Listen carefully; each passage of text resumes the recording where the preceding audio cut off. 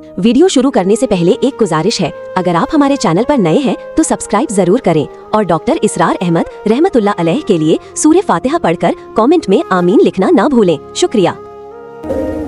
इंसानी शऊर के अंदर वो मारिफत रब उजागर हो, वो पहला मरहला उसने तय कर लिया। वो डोरमेंट मारिफत अब एक्टिवेट हो गई। अब मजीद फिक्र का मरहला है जो अगली आयत में आया है, अल्लज़ीना यज़कुरून अल्लाह क़ियामन व क़ुऊदन व अला जुनूबिहिम व यतफ़क्करून फ़ी ख़ल्क़िस समावाति वल अर्ज़ रब्बना मा ख़लक़्त हाज़ा बातिला सुब्हानक फ़क़िना अज़ाबन नार। यानी तफक्कुर जो है, यतफ़क्करून फ़ी ख़ल्क़िस समावाति वल अर्ज़, वो तफक्कुर करते हैं, गौर व फिक्र करते हैं आसमान और जमीन की तख्लीक में, लेकिन उस तफक्कुर के साथ लाज़िमन जिक्र और जिक्र मदाम, जिक्र भी वो कि जो मुस्तकिल हो, हर हालत में हो। अल्लज़ीना यज़कुरून अल्लाह क़ियामन व क़ुऊदन व अला जुनूबिहिम, वो लोग कि जो अल्लाह को याद रखते हैं, अल्लाह का जिक्र करते हैं, खड़े हुए भी, बैठे हुए भी और अपने पहलुओं के बल यानी लेटे हुए भी। अब इन तीन के सिवा तो कोई पोजीशन इंसान की नहीं है। इसी का नाम है दवाम जिक्र। और इसके साथ अगर वो तफक्कुर करते हैं तो उनका फिक्र अगली मंजिल तक पहुंचता है। तो पहली शय थी फिक्र इंसानी की सही रुख पर मजीद पेशकदमी और पेशरफ्त, और उसके लिए लाजिम है जिक्र और फिक्र का इम्तिजाज। दूसरी चीज को लीजिए अमल की दुरुस्ती। इस अमल की दुरुस्ती के लिए अल्लाह ताला के साथ एक गहरे ताल्लुक की जरूरत है। इसलिए कि सब्र की बहस में ये मदामीन शायद आपके सामने आ गए हो कि सब्र, जहां मुसीबत पर सब्र होता है, तकलीफ पर सब्र होता है, अल्लाह के अहकाम पर जमना ये भी सब्र है, नफ्स की ख्वाहिशात की बाग को थाम कर रखना, खींच कर रखना, ये भी सब्र है, और इस्तिकामत, किसी शय पर कायम रहना, ये भी सब्र है। तो अमल सही पर इस्तिकामत के लिए वस्बिर वमा सब्रो का इल्ला बिल्लाह, इस सब्र की सबसे अहम जो बुनियाद है, उसका जो सबसे बड़ा जरिया है, उसका जो सबसे बड़ा सहारा है, वमा सब्रो का इल्ला बिल्लाह, इसके लिए जरूरत है एक गहरे ताल्लुक की कि अल्लाह के साथ एक ऐसा ताल्लुक बरकरार रहे जो न सिर्फ गहरा हो बल्कि दाइम व कायम, मुसलसल। जरा ज़हूल होगा, ताल्लुक में अल्लाह में जरा कमी आएगी, शैतान का वार कारी हो जाए। इसी को हुजूर ने हदीस में यूं ताबीर किया है तमसीलन कि जो दिल अल्लाह की याद से गाफिल है, उस पर फारसी का वो मकूला भी है कि खाना खाली रा देव में गिरत, घर खाली रहे तो जिन्नात उस पर देव जो है आकर कब्जा जमा लेते हैं। तो खाना कल्ब जो है अगर याद खुदाबंदी से खाली हो गया तो शैतान इब्लीस लईन अपनी थूथनी टिका देता है। ये लफ्ज आता है सूअर के मुंह के लिए थूथनी, जिस तरह उसका निकला हुआ सा मुंह होता है आगे, तो ये लफ्ज इस्तेमाल किया गया कि वो अपनी थूथनी इंसान के दिल पर जमा कर और फूके मारनी शुरू कर देता है। तो शैतान को मौका ही तब मिलता है जब इंसान के ताल्लुक में अल्लाह के अंदर कमी, वो खाना बिल्कुल खाली हो गया हो या इतना ज़ईफ हो गया हो कि कल अदम हो जाए, गोया कि नहीं। तीसरी चीज की तरफ आइए, रूहानी तरक्की। रूहानी तरक्की के लिए मैं एक इस्तिलाह के सामने ला रहा हूं। उससे मुराद क्या है? रूहानी तरक्की के लिए हमारी दीनी इस्तिलाह है तक़र्रुब इलल्लाह, अल्लाह से करीब तर होते चले जाना। इस पर मेरा किताबचा भी है। तक़र्रुब इलल्लाह के दो मदारिज, दो दर्जे, जो दर हकीकत एक हदीस नबवी अलैहिस्सलातु वस्सलाम ही पर मबनी है कि हुजूर ने एक दर्जा करार दिया है तक़र्रुब बिल फ़राइज़, फ़राइज़ के जरिए से इंसान अल्लाह का कुर्ब हासिल करे। एक है तक़र्रुब बिन नवाफिल, नवाफिल के जरिए से अल्लाह का कुर्ब हासिल करे। उनमें क्या निस्बत व तनासुब है, अहमियत के एतबार से कौन बढ़कर है, بلندی کے اعتبار سے کون بڑھ کر ہے، یہ تمام مسائل میں نے اپنی اس تقریر میں بیان کیے تھے جو اس کتابچے میں شائع ہوئی ہے۔ اس وقت میں اس کی تفصیل میں نہیں جا رہا، صرف یہ تذکرہ اس لیے کر رہا ہوں کہ جن کو بھی خواہش ہو جائے وہ اس کا مطالعہ کرے۔ ہماری اس وقت کی گفتگو سے وہ کتابچہ اس جگہ پر منسلک ہوگا۔ تو تقرب الی اللہ، یہ تقرب کوئی فزیکل فینومینن نہیں ہے، جسمانی یا مادی مسئلہ نہیں ہے۔ اللہ سے قرب یہ نہیں ہے کہ کوئی کروڑوں میل کا فاصلہ ہے، اب ہمیں وہ رسی پر چڑھنا ہے اوپر بڑی محنت اور مشقت سے۔ فصل تو ہے ہی نہیں، فاصلہ ہے ہی نہیں، بعد ہے ہی نہیں۔ نحن اقرب الیہ من حبل الورید، ہم تو انسان سے اس کی شہ رگ سے بھی زیادہ قریب ہیں۔ ہوا معکم اینما کنتم، وہ تو تمہارے ساتھ ہی ہوتا ہے جہاں کہیں بھی تم ہو، بس صرف یہ کہ تمہاری توجہ نہیں ہوتی، تم اور چیزوں میں مشغول و مصروف رہتے ہو، تم ہماری طرف دھیان ہی نہیں دیتے، تم ہماری طرف متوجہ ہی نہیں ہوتے۔ ہم تو مائل بے کرم ہے، کوئی سائل ہی نہیں، راہ دکھلائیں کسی رہنم منزل ہی نہیں۔ انسان جب متوجہ ہو جاتا ہے اور بڑھتا ہے، آگے پیش قدمی کرتا ہے روحانی اعتبار سے، تو یہ ہے در حقیقت تقرب الی اللہ، اور یہی اسی کو ہم کہیں گے روحانی ترقی۔ اب ان تین چیزوں کو اگر آپ نے ذہن میں جما لیا، پھر میری بات کی ترتیب اس کو ذہن میں قائم کیجئے۔ ہم چلے کہاں سے؟ کہ دین کے ساتھ اصل مناسبت فلسفے کی نہیں، حکمت کی۔ نمبر 2، حکمت قرآنی کا پہلا اور اہم ترین اور بنیادی مسئلہ معرفت رب کا حصول ہے۔ اس کا نتیجہ شکر خداوندی ہے، اس کا ذریعہ آیات آفاقی، آیات انفسی، اور سب سے بڑھ کر آیات قرآنیہ ہیں جو الذکر ہے، جو تذکرہ ہے، جو ذکرہ ہے۔ لیکن اس پہلے مرحلے کو اگر کوئی انسان بفضل ہی تعالی، اللہ کے فضل و کرم سے طے کر لے، اب اس کے سامنے تین مسئلے ہیں۔ فکر کی مزید پیش رفت، مزید پیش قدمی صحیح رخ پر ہے، اس کے لیے ذکر اور فکر دونوں کا امتزاج لازمی ہے۔ فقر قرآن اختلاط ذکر و فکر۔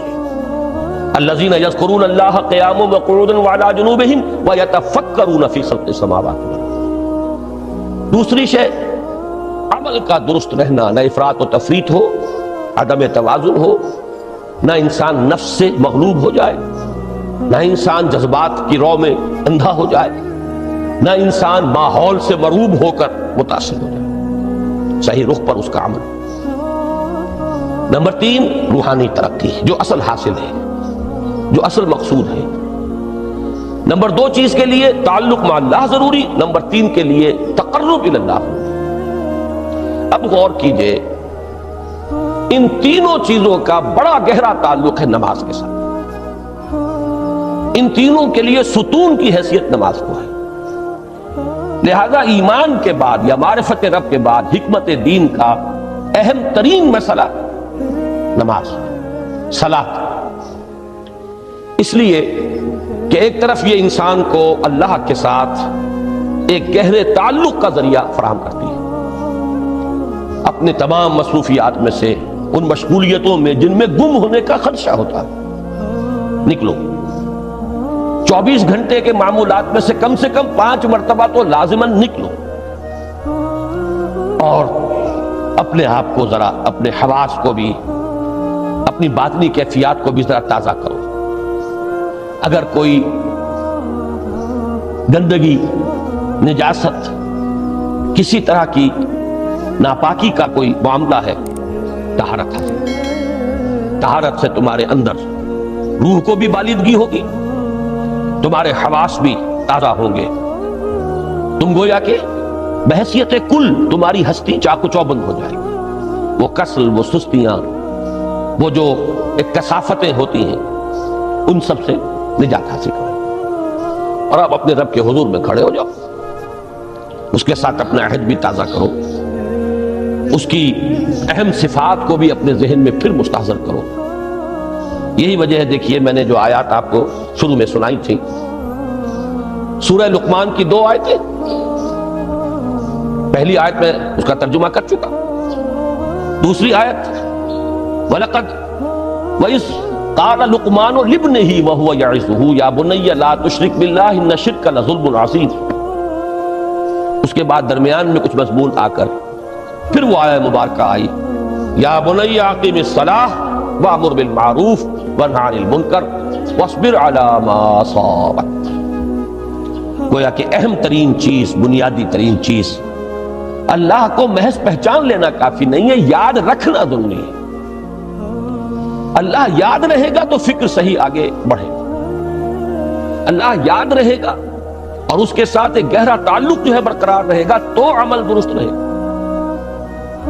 بالکل یہی بات سورہ طٰہٰ میں جو پہلی وحی حضرت موسیٰ علیہ السلام پر ہوئی اور پہلا مخاطبہ ہے، چونکہ حضرت موسیٰ کو یہ انبیاء کرام کے مقدس گروہ میں ایک امتیازی حیثیت حاصل ہے کہ ان سے براہ راست گفتگو ہوئی ہے، اگرچہ صرف ایک پردہ تھا، اوٹ من ورائے حجاب گفتگو ہوئی ہے، لیکن یہ کہ کوئی فرشتے کا درمیانی جو ہے وہ لنک نہیں تھا. براہ راست اللہ تعالیٰ نے حضرت موسیٰ علیہ السلام سے کلام فرمایا. کلم اللہ موسیٰ تکلیما، موسیٰ سے تو اللہ نے کلام فرمایا جیسے کہ کلام کیا جاتا. تو پہلا مخاطبہ ہے، یہ پہلا مکالمہ ہے، پہلی وحی کہیے. اسی میں یہ الفاظ بھی موجود ہیں اننی انا اللہ لا الہ الا انا فاعبدنی واقم الصلاۃ لذکری. یہ گویا کہ حکمت قرآنی کا ایک بہت بڑا خزانہ ہے یہ آیت مبارکہ، کہ خود حضرت موسیٰ علیہ السلام کو جو ہدایت دی جا رہی ہے، میں ہوں، میں اللہ، اننی انا اللہ لا الہ الا انا، میرے سوا کوئی معبود نہیں. فاعبدنی، بس میری بندگی، میری عبادت، میری پرستش، میری محبت، اس کو اختیار کرو. وَأَقِمِ الصَّلَاةَ لِذِكْرِي، اور نماز کو قائم رکھو میری یاد کے. بلکہ اسی سلسلہ کلام میں آگے چل کر سورہ طٰہٰ میں آتا ہے، کافی گفت و شنید کے بعد جب حضرت موسیٰ نے کچھ معذرت بھی کی، کچھ دعائیں بھی کی، اللہ نے ایک دعا قبول بھی کی کہ ان کے بھائی کو بھی شریک کر دیا، حضرت ہارون کو بھی. اس کے بعد پھر جب فرمایا کہ اب جاؤ فرعون کی طرف، تو اس میں فرمایا وَلَا تَنِيَا فِي ذِكْرِي، اور دیکھنا یہ جو عظیم مشن تمہارے کندھے پر آ گیا ہے، بڑا بھاری اور کٹھن ایک فرض ہے جو تم پر عائد ہو گیا ہے، اس کے لیے سب سے بڑی تمہارے پاس جو قوت کا ذریعہ ہے وہ نماز ہے. اقیم فَلَا تَنِيَا عَنْ ذِكْرِي، میری یاد میں کبھی غفلت نہ کرنا، اس میں کبھی کوئی کمی نہ آنے دینا. جیسا کہ میں نے عرض کیا تھا کہ جیسے ہی وہ تعلق جو ہے کمزور پڑتا ہے یا منقطع ہو جائے معاذ اللہ، تو پھر انسان گویا کہ شیطان کے لیے ایک لقمہ تر بن جاتا ہے. اب آپ غور کیجئے، تیسری شے تقرب الی اللہ، اس کے حوالے سے بھی جو فرائض اور نوافل کی بات ہے اس کو اس وقت ذہن سے نکال کر یہ سمجھیے کہ اس میں نماز کا کیا مقام ہے. اس لیے کہ نماز فرض بھی ہے، نماز نفل بھی ہے، وہ تو دونوں میں شریک ہو جائے. اب اس کو لفظ صلاۃ کے حوالے سے آپ ان دونوں چیزوں کو سمجھیے. صاد لام واو یا یہ چونکہ حروف علت ایک دوسرے سے بدلتے رہتے ہیں، یہ جو مادہ ہے اس کی جو خالص لغوی اصل ہے، جو خالص عربی زبان میں اس کا بنیادی مفہوم ہے، وہ آگ جلانا یا آگ تاپنا یا آگ سینکنا، حرارت حاصل کرنا. لہذا بار بار آتا ہے جہنم کے ذکر میں اسلوہا، اب جلو اس میں، تاپو اس کو، یہ سینکے گی تمہیں. بلکہ تفتلون کا لفظ آیا ہے حضرت موسیٰ کے کلام میں، جب وہ گئے تھے کوہ طور پر، جب پہنچ گئے تو تھے آگ تک کی تلاش میں، لعلکم تفتلون، تو اپنے اہل خانہ سے یہی کہا تھا کہ مجھے کہیں وہ روشنی نظر آ رہی ہے، غالباً کوئی وہاں سے آگ مل سکے گی، ورنہ یہ کہ کوئی رہنمائی کو رستہ مجھے مل سکے گا، میں وہ آگ لے آؤں گا، کوئی چنگاری وہاں سے لے آؤں. لعلکم تفتلون، تاکہ تم، اب یہ اصطلاح در حقیقت باب افتعال ہے، اور یہ تے یہاں پر قوے کی شکل اختیار کر گئی، تا نے توبن کی صورت اختیار کی صاد کی وجہ سے. بہرحال اس کا سب سے بنیادی مفہوم جو ہے وہ ہے تاپنا، سکائی حاصل کرنا، حرارت. اس کے حوالے سے سمجھ لیجئے کہ سب سے بنیادی تعلق اس کا جو ہے وہ روح کے ساتھ ہے. روح میں محبت خداوندی کی آگ اگر ٹھنڈی پڑ گئی ہو، اگر محبت خداوندی کی حرارت میں کمی ہو گئی ہو، تو اس کو اثر نو، جس کو کہ میں آج سوچ رہا تھا تو ایک لفظ ذہن میں آیا کہ جیسے بیٹری اس کو ریچارج کیا جاتا ہے، اسی طریقے سے روح کے اندر محبت خداوندی کی اس حرارت کو اثر نو تازہ کرنا، یہ ہے در حقیقت نماز کا اصل مقصد۔ اس لیے کہ اس لفظ کا بنیادی مفہوم، اصل لغوی مفہوم تو یہ، اگرچہ اس کا سب سے زیادہ کثرت سے جو استعمال ہوتا ہے، اور لفظ صلاۃ جس سے در حقیقت جس تصور پر مبنی ہے وہ ہے اقدام، کسی کی طرف متوجہ ہونا اور پھر دعا۔ صلاۃ کا سب سے قریبی مفہوم لفظی جب بیان کیا جائے گا، اس سے مراد، اس کے معنی، تو دعا اس میں اہم ترین ہے۔ کسی کی طرف توجہ کرنا، مناجات کرنا، گفتگو کرنا، مخاطبہ، مکالمہ، دعا، یہ در حقیقت صلاۃ کا سب سے بڑا اصطلاحی مفہوم ہے۔ لیکن جو اس کا مادہ ہے، صاد لام واو یا صاد لام یا، اس کا اصل مفہوم جو ہے وہ تاپنا، حرارت حاصل کرنا۔ تو ان دونوں کے حوالے سے عرض کر رہا ہوں، وہ تاپنا اور حرارت حاصل کرنا وہ ہے روح کے اعتبار سے۔ وہ جو کہا اقبال نے کہ بجھی عشق کی آگ اندھیر ہے، مسلمان نہیں راہ کا ڈھیر۔ یہ عشق کی آگ جب بجھ جاتی ہے، در حقیقت یہی تو انسان کی روحانی موت ہے۔ جب یہ نہ رہے تو چاہے منطق میں بہت انسان ماہر ہو، مجھے اقبال کا ایک شعر یاد آیا تقابل کرتے ہوئے، ایک انسان محکوم اور ایک انسان حر، آزاد انسان، ان کی نفسیات میں جو بنیادی فرق علامہ اقبال نے مختلف مواقع پر بیان کیے ہیں۔ محکوم ہے بیگانہ اخلاص و مروت، ہر چند کے منطق کی دلیلوں میں ہے چالاک۔ تو منطق کی دلیلوں میں انسان چالاک ہو جائے اور وہ لغت ہائے حجازی کا وہ ایک خزانہ بن جائے، اسے تمام الفاظ کے معنی یاد ہو، وہ بڑے مسائل فقہ کے اسے ازبر ہو، جزیات، بے انتہا جزیات جو ہے وہ مستحضر ہو، فلسفے کے بڑے بڑے مسئلے اس نے حل کر لیے ہوں، لیکن اگر روح میں وہ اللہ کی محبت کی آگ نہیں ہے، وہ تپش نہیں، بجھی عشق کی آگ اندھیر ہے، مسلمان نہیں راہ کا ڈھیر۔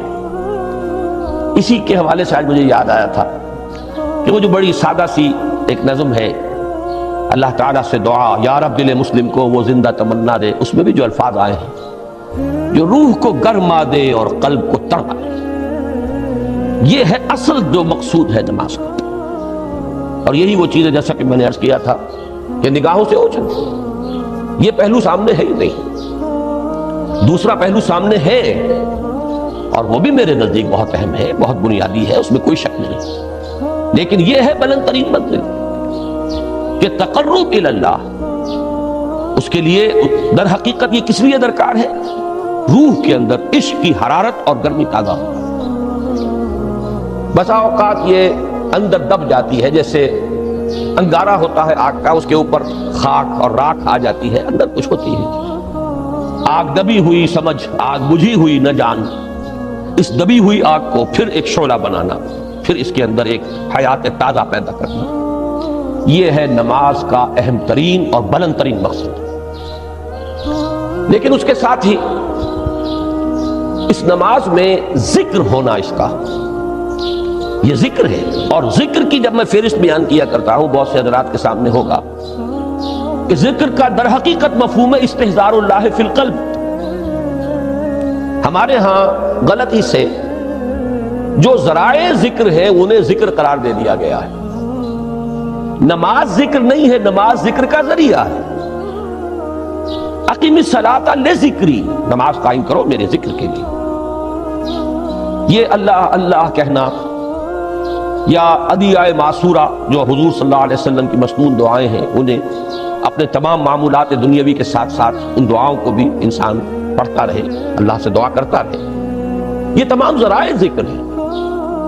سبحان اللہ الحمدللہ الحمدللہ، اس کا آپ ورد کیجئے، یہ بھی ذریعہ ذکر ہے۔ حقیقت میں ذکر ہے استحضار اللہ فی القلب، اللہ کو دل میں لے آنا، اللہ کو دل میں حاضر کر لینا، اصل میں تو ترجمہ ہوگا، لیکن حاضر جاننا، یہ کیفیت جو ہے انسان کو حاصل ہو جائے۔ اب اس کے حوالے سے ذرا بات سمجھیے کہ ایک تو میں عرض کر چکا ہوں مجسم ذکر تو قرآن ہے، لہذا ذکر کی فہرست جب آپ کریں گے ذرائع ذکر تو ان میں سب سے پہلے قرآن آئے، اس لیے کہ وہ ہماری حکمت کے پہلے مسئلے کو حل کر رہا ہے، بنیادی مسئلہ، اہم ترین مسئلہ۔ دوسرے نمبر پر ذکر جو ہے، اب اس کے لیے کچھ اصطلاحات جو میرے مختلف دروس میں شاید آپ کے سامنے بعد میں آئیں یا پہلی آ چکی ہوں، ان کے حوالے سے میری بات سمجھیے۔ ایک ذکر غیابی ہے، تھرڈ پرسن میں، صیغہ غائب میں اللہ کی یاد کرنا، اللہ اکبر اللہ اکبر اللہ اکبر۔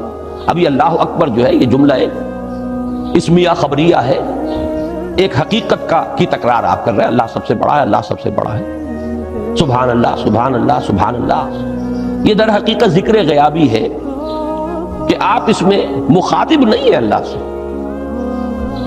ایک ذکر خطابی کہیں یا ذکر حضوری کہیں، جس میں مکالمہ ہوگا، جس میں گفتگو ہوتی ہے۔ تو نماز در حقیقت ذکر حضوری اور ذکر خطابی کی بلند ترین شکل،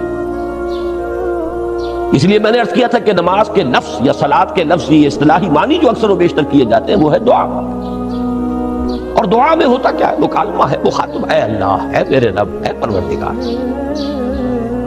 پھر یہ کہ اس میں اقدام اور کسی کی طرف متوجہ ہونا، یہی وجہ ہے کہ افتتاح صلاۃ، نماز کو شروع کرنے کے لیے ایک تو وہ الفاظ جو قرآن مجید میں آئے ہیں، انی وجہت وجہی للذی فطر السماوات والارض حنیفا وما انا من المشرکین، یہ ہے توجہ کا ارتکاز، بشرطے کہ یہ صرف الفاظ ہی نہ نکل رہے ہوں، واقعتاً یہ تعبیر ہو اس وقت کی انسان کی نفسیاتی کیفیت کی، کہ شعوری طور پر وہ فیصلہ کرتا ہے کہ اب میں منقطع ہو رہا ہوں، ہر چہار طرف سے اپنی توجہ کو ہٹا کر، ہر مسئلے سے اپنے آپ کو خالی و ذہن کر کے، یعنی ظاہری اور باطنی دونوں اعتبار سے میں اپنی توجہ کا ارتکاز کر رہا ہوں اس ذات کی طرف جس نے آسمان اور زمین کو پیدا کیا، اور بالکل یکسو ہو کر رہا ہوں۔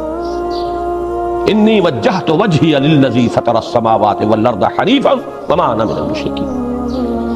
اور دوسری وہ جو دعا جس سے ہم افتتاح کرتے ہیں اپنی نماز کا، دیکھیں اس میں خطاب کا کس قدر اہتمام، وہاں سبحان اللہ نہیں ہے، سبحانک اللہم، پاک ہے تو اے رب ہمارے، وبحمدک وتبارک اسمک وتعالی جدک۔ غور کر رہے ہیں، یہ ہے تخاطب، براہ راست مخاطب ہونا۔ تو سب سے پہلی بات تو یہ ہوئی کہ ذکر کی ایک شکل ہے ذکر غیابی، دوسری ذکر حضوری، اور ذکر حضوری یا ذکر خطابی کی بلند ترین منزل، بلند ترین اس کا ذریعہ نماز۔ اس کو ایک پہلو سے اور سمجھ لیجئے، سورہ فاتحہ جب پھر ہم پڑھتے ہیں جسے الصلاۃ کہا گیا ہے، جو لب لباب ہے، خلاصہ ہے، اس میں پھر تدریجاً غیاب سے حضور کی طرف پیش قدمی ہوتی ہے۔ الحمدللہ رب العالمین الرحمن الرحیم مالک یوم الدین، یہ ذکر غیابی ہے، اس میں ابھی خطاب نہیں آیا، یہ وہی جملہ اسمیہ ہے، کل تعریف اس اللہ کے لیے ہے جو تمام جہانوں کا پروردگار ہے، مالک ہے، جو رحمان ہے، رحیم ہے، جزا و سزا کے دن کا مختار و مالک ہے۔ اب یہ غیاب سے حضور کی طرف، ایاک نعبد و ایاک نستعین اہدنا الصراط المستقیم، یہ ہے وہ اب پہلے ایک معاہدہ ہے، ایک اقرار ہے، اعتراف ہے، وعدہ ہے، اور پھر دعا ہے، استدعا ہے کہ حضور نے فرمایا، یقول اللہ تعالی، اللہ یہ فرماتا ہے، اسی لیے اس کو حدیث قدسی کہیں گے، قسمت الصلاۃ بینی و بین عبدی نصفین، میں نے نماز کو اپنے اور اپنے بندے کے مابین آدھا آدھا تقسیم کر دیا۔ اب یہاں تک تو جملہ ہے اللہ کا، یہ ہے حدیث قدسی۔ اب آگے جو ہے نریشن اس کی جو ہے حضور صلی اللہ علیہ وسلم کی جانب سے ہے، یعنی خبر دے رہے ہیں اللہ کی طرف سے ہی، ویسے تو تمام احادیث ہی گویا کہ ہم سمجھتے ہیں انسپائرڈ تو اللہ کی طرف سے ہی، لیکن یہ کہ جہاں صراحت ہو کہ اللہ کہتا ہے وہ حدیث قدسی ہے۔ تو یقول اللہ تعالی قسمت الصلاۃ بینی و بین عبدی نصفین، یہاں تک تو حدیث قدسی ہے۔ اب دوسری عام حدیث ہے، اذا قال العبد الحمد للہ رب العالمین یقول اللہ تعالی حمدنی عبدی، جب بندہ کہتا ہے الحمدللہ رب العالمین، پروردگار کہتا ہے میرے بندے نے میری حمد کی۔ جب بندہ کہتا ہے الرحمن الرحیم، پروردگار فرماتا ہے ثنا علی عبدی، میرے بندے نے میری ثنا کی، بڑی تعریف کی۔ جب بندہ کہتا ہے مالک یوم الدین، اللہ فرماتا ہے مجدنی عبدی، میرے بندے نے میری بڑی بزرگی بیان کی ہے، تمجید کی ہے۔ پھر جب بندہ کہتا ہے ایاک نعبد و ایاک نستعین، اللہ فرماتا ہے ھذا ما بینی و بین عبدی ولعبدی ما سأل، یہ ہے میرے اور میرے بندے کے درمیان۔ یہ تو معاہدہ ہے نا، معاہدے میں تو دو فریق جکڑے جاتے ہیں،